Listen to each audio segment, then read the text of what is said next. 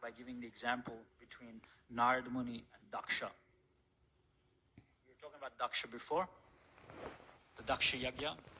Daksha, eventually he commits suicide, right? Because of his goat head. Now, if you read the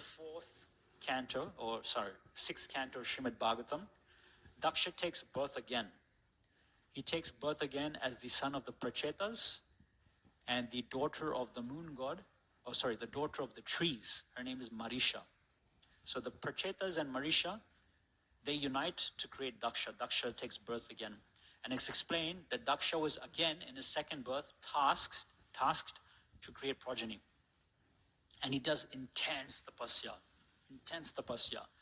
And his tapasya is so great that Vishnu comes with 10 arms to give him darshan, riding on Garuda, to give him benediction. And Vishnu himself instructs him, you continue this task of creating progeny because it's necessary to fill this material universe with living entities so that they can continue on fulfilling their desires. So that's what he does. He creates 10,000 sons called the Haryashvas. And he tells them that for you to become good grihastas, first of all, you have to do some tapasya. So these 10,000 sons go to a place called Narayan Saras, which is now in Pakistan. It's where the river Sindhu flows, which is also known as the river Indus. So this river Indus flows through modern-day Pakistan. And the place where this Indus River, Sindhu River, flows into the Indian Ocean, that place is known as Narayan Saras. So the Haryashas, they go there and they engage in tapasya. And who comes? Narada Muni comes. And he tells them a riddle. I can't recount that riddle, it's a bit complex. But he tells them a riddle and he makes them think, why waste so much time? Why engage in so much tapasya just to create progeny, just to do what everyone else is doing? The same tapasya that you're doing, tapo divyam putragayena shutyam, you can do the same tapasya to liberate yourselves and go back home, back to Godhead. Anyway, you're doing tapasya, so why do tapasya for a material purpose? Might as well do tapasya for a spiritual purpose. And he convinces these 10,000 sons to become sannyasis. Now, what do you think Daksha felt? He feels extremely angry, right? He's been instructed by Vishnu to create progeny. And still this guy, Narada Muni, comes along and convinces his son to take sannyas. So then he's angry, of course, and then second time around, he creates 1,000 sons, known as the Savalashvas. Again, he tells them, go to the Narayan Saras, engage in tapasya, so you can become good grihastas. This time, it's much more easier for Narada Muni. All he tells the Savalashvas is, you respect your elder brothers, right? So just follow in their footsteps. And that's exactly what they do. They have great respect for their elder brothers. So Narada Muni just tells them, follow in the footsteps of your brothers. And they also take sannyas. Then Daksha becomes really red hot in anger. And he approaches Narada Muni. And he tells him, you have committed a very great sinful act. You are a so-called sadhu. Actually, I am more of a sadhu, even though I'm a householder. I am more of a sadhu than you. Because actually, I enjoy materially, but I perform great sacrifices. Whereas you just come along and you create dissension and disruption amongst family members. And moreover, just by renouncing alone doesn't make sure that one is fixed in renunciation.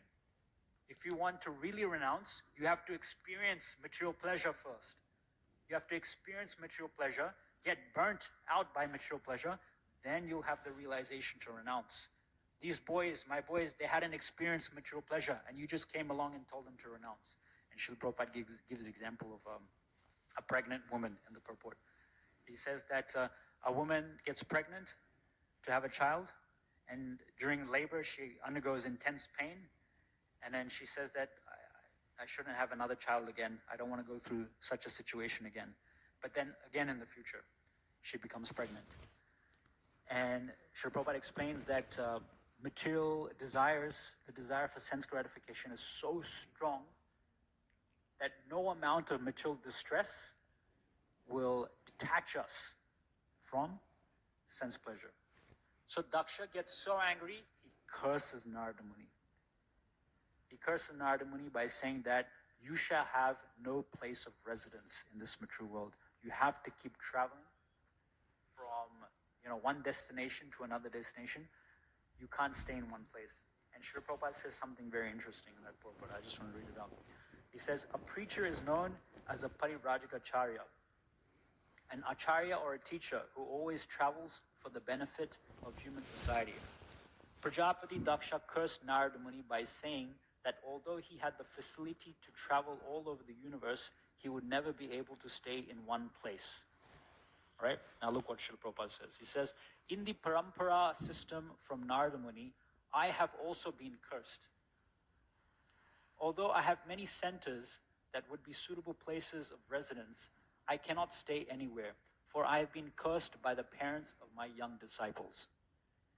Since the Krishna consciousness movement was started, I have traveled all over the world 2 or 3 times a year. And although I am provided comfortable places to stay wherever I go, I cannot stay anywhere for more than 3 days or a week. I do not mind this curse by the parents of my disciples, but now it is necessary that I stay in one place to finish another task. This translation of Srimad Bhagavatam. If my young disciples, especially those who have taken sannyas, take charge of traveling all over the world, it may be possible for me to transfer the curse of the parents to these young preachers. Then I may sit down conveniently in one place for the work of this translation. Srila Prabhupada is comparing him, and rightly so, to Narada Muni. Just like Narada Muni took away the sons of Daksha and made them sannyasis, Srila Prabhupada also took away the children of many parents, right, and made them brahmacharis or whatever, or full-time devotees. So Prabhupada is saying that the parents of these devotees have also cursed him not to stay in one place. Now I just want to finish